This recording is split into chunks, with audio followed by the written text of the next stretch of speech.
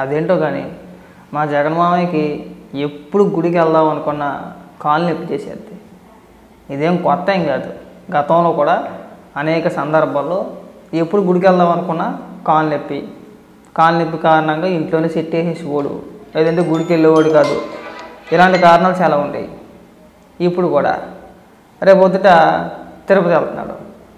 దర్శనానికి అలిపిరి నుంచి కాలినడకనే వెళ్ళాలని చెప్పేసి అని మొదట నిర్ణయించుకున్నాడు. సడన్గా మళ్ళీ కాలు నొప్పి చేసింది. లేదు, కాలినడకని వెళ్ళట్లేదు, రోడ్డు మార్గాన్ని వెళ్ళిపోతాం. ఎందుకు? పోలీస్ యాక్ట్ 30 అమల్లోకి వచ్చింది కాబట్టి. లేకపోతే కష్టమో నష్టమో కాలు నొప్పి ఉన్నా సరే, కాలు తెగిపోయినా సరే కాలినడకనే వెళ్ళిపోతుంది. ఎందుకు?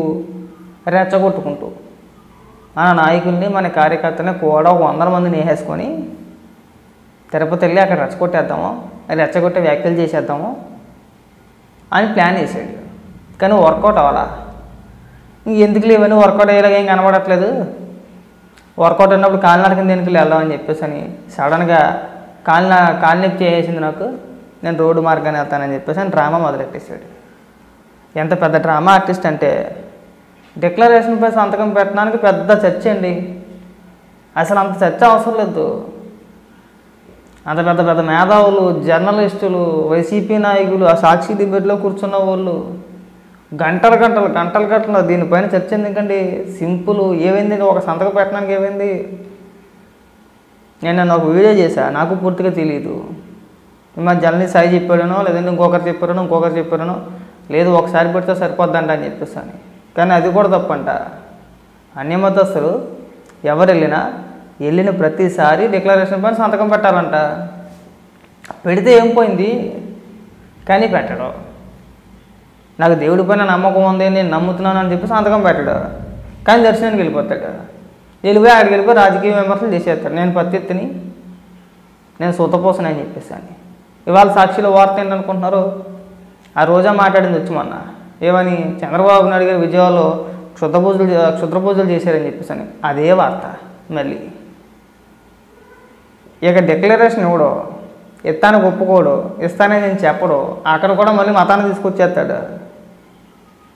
వీళ్ళ నాయకులు, వీళ్ళ కార్యకర్తలు, వీళ్ళ జగన్మోహన్ రెడ్డి సాక్షి ప్రచారం ఏంటంటే ఇది ఇలా ఉంటాయన్నమాట. చిన్న సంతకం పెట్టడానికి భయపడిపోతున్నాం అన్న. ఏం లేదు, చిన్న సంతకం, నమ్మకం ఉంది అని సంతకం పెట్టి అయిపోద్ది. ఎందుకు ఆ మాత్రం దానికి మేధావులను తీసుకొస్తావు, వాడిని తీసుకొస్తావు, వీడిని తీసుకొస్తావు? అది ఒకడేమో అవసరం లేదంటాడు, ఒకసారి పెట్టేశారు కదా ఎన్నిసార్లు పెట్టాలనుకుంటారంటారు. అయినా పెడితే తప్పేంటయ్యా? మళ్ళీ పెడితే తప్పేంటి? ఆల్రెడీ గతంలో పెట్టాడు కదా, గతంలో డిక్లరేషన్ పైన సంతకం పెట్టాడు కదా, నమ్మకం ఉందనే పెట్టాడు కదా. మళ్ళీ పెడితే వచ్చిన నష్టం ఏంటి అని అడుగుతున్నాను. గతంలో పెట్టాడు, మరి ఇప్పుడు పెడతాడు అంతే. ఎందుకు పెట్టకూడదు? ఇప్పుడు ఎంత పెద్ద రచ్చ జరుగుతుంది కదా, అవునా? ఒక పక్కన హిందూ సంఘాలన్నీ కూడా మొత్తుకుంటున్నాయి కదా, నువ్వు తిరుపతి వస్తే ఖచ్చితంగా డిక్లరేషన్ పైన సంతకం పెట్టే దర్శనానికి వెళ్ళాలి, పైకి వెళ్ళాలని.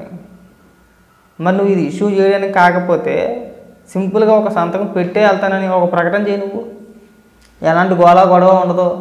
పైగా ప్రచారం ఏంటి? జగన్మోహన్ రెడ్డి నుంచి భయపడిపోయారంట. అందుకని చెప్పేసి అని పోలీస్ యాక్ట్ 13 తీసుకొచ్చారు. ఇది ఎక్కడ విడ్డూరం, ఇది ఎక్కడ అన్యాయం అని చెప్పేసి అని మాట్లాడుతున్నారు. అది లేకపోతే జగన్మోహన్ రెడ్డికి నష్టం. అక్కడికి వెళ్ళి కొన్ని పిచ్చ మాటలు మాట్లాడానుకో, ఏముంది, ఎవడో ఒకటి ఏ చెప్పులు ఏ రాళ్ళు వేసారనుకో ఏం జరుగుతుంది పరిస్థితి? అప్పుడేమైనా ప్రచారం చేస్తాడు, ప్రభుత్వం కావాలని చెప్పేసి నా పైన దాడి చేయించింది, నేను వస్తున్నానని తెలుసు కదా, తగిన చర్యలు తీసుకోవాలని చెప్పి తెలీదా భద్రత పరంగానని చెప్పేసి మళ్ళీ ప్రభుత్వం పని ఎడుతారు వెళ్ళు. దాన్ని పసిగట్టే జగన్మోహన్ రెడ్డి గురించి తెలిసే ప్రభుత్వం ఈ నిర్ణయం తీసుకుంది. ఈ నిర్ణయం తీసుకొని సప్పడిపోయాడు మనవాడు. ఎమ్మటే కాలినడకని వెళ్ళాల్సిన ప్రయాణం కాస్త క్యాన్సిల్, రోడ్డు మార్గాన్ని వెళ్ళిపోతానని కార్లు వేసుకొని తేలిపోయాడు కదా ఇప్పుడు. మరి ఇప్పుడు ఎవరు మీరు పాఠాలు చెప్తున్నారు? ఇప్పుడు తేలిపోయాడా? ఇదంతా జగన్మోహన్ స్క్రిప్ట్ కదా, కావాలని రద్దు చేయడానికి కదా అక్కడికి వెళ్తున్నాడు. దీని గురించి ఎవడో మాట్లాడారు. జగన్మోహన్ రెడ్డిని అడ్డుకోవాలని చెప్పేసి అని తీసుకొచ్చారంట. జగన్మోహన్ రెడ్డికి మేలు, ఇంకా సాఫీగా వెళ్ళి సాఫీగా వచ్చేయచ్చు. జగన్మోహన్ రెడ్డి దేనికి వెళ్తున్నాడు? దర్శనం చేసుకోవడానికి వెళ్తున్నాడు, అంతేనా? మరి వెళ్ళమనండి అయ్యా, దానికి దీనికి సంబంధం ఏముంది? పోలీస్ యాక్ట్ 30 తీసుకొచ్చి ఏం చెప్పారు, ఎలాంటి ర్యాలీలకైనా నిరసన కార్యక్రమాలకైనా అనుమతి తప్పనిసరి అని కదా చెప్పుకొచ్చింది.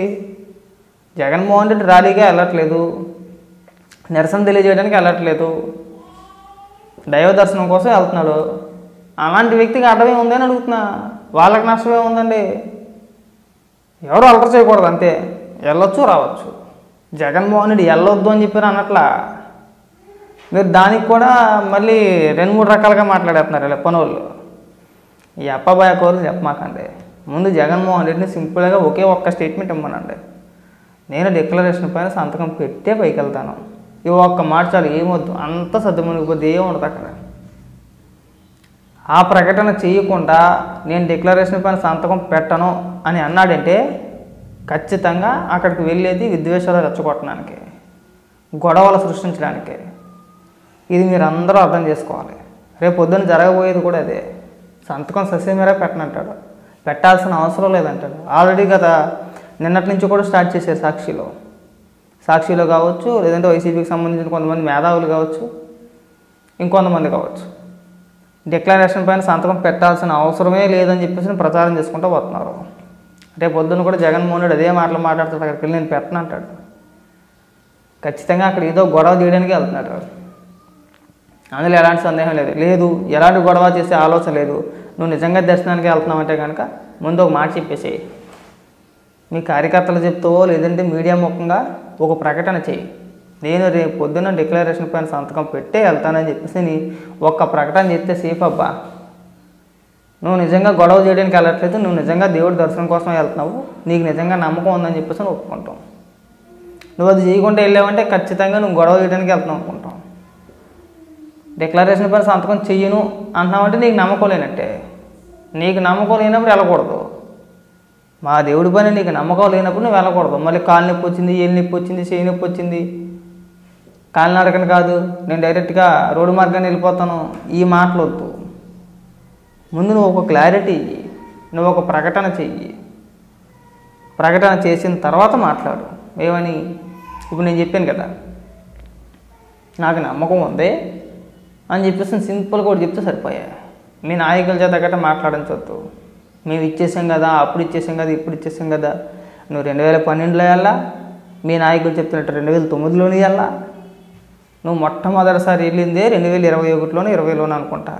అది కూడా ఇప్పుడు వైవి సుబ్బారెడ్డి జీవో క్యాన్సిల్ చేసినప్పుడు. ఏది అన్యమతస్తులు ఎవరైనా వెళ్ళొచ్చు, ఎలాంటి డిక్లరేషన్ ఇవ్వవసరం లేదు అని చెప్పిన ఒక స్టేట్మెంట్ ఇచ్చారు కదా. అప్పుడు నువ్వు వెళ్ళినప్పుడే స్టేట్మెంట్ ఇచ్చారు. నువ్వు వెళ్ళినప్పుడు